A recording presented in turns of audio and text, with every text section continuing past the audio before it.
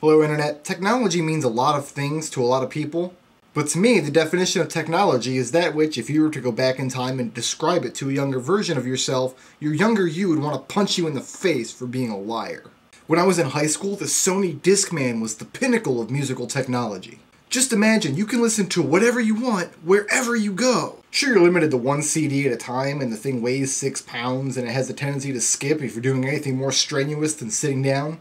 But still, so awesome. Here's that last sentence again in Sony Discmanovision.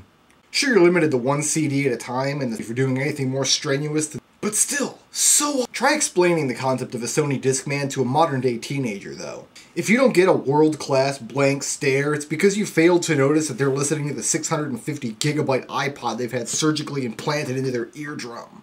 Some technologies are so ingrained into our lives that we don't even notice them anymore, even though they weren't around 10 or 15 years ago. Remember when your pets used to get fleas? Remember when you'd fumble around with flea collars that didn't work and differentiate between indoor versus outdoor cats? Some dogs had fleas so bad they'd scratch away entire patches of fur.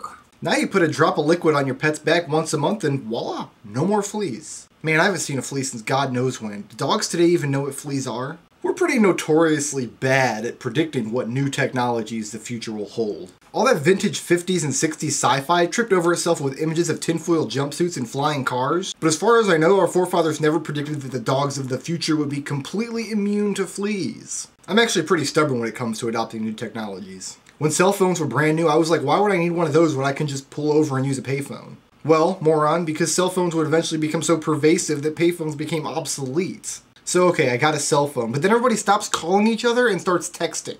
And I'm like, what's the deal with that? What's the point in me typing something out that I can just call you and say in half the time? But well, now look at me. Full keyboard and everything. I'm a consumer whore. Anyway, even though it's 2010 now, I pretty much still use the internet like it's 1999. That's right, I'm Web 1.0. I don't really know what an RSS feed is or why I would want one. I put one on my website after a couple people asked for it, but I kind of just have to take on faith that it works. Man, I wish I had a backup of my webpage from 1999, guys. It was awesome. It had frames. I'll be back next week.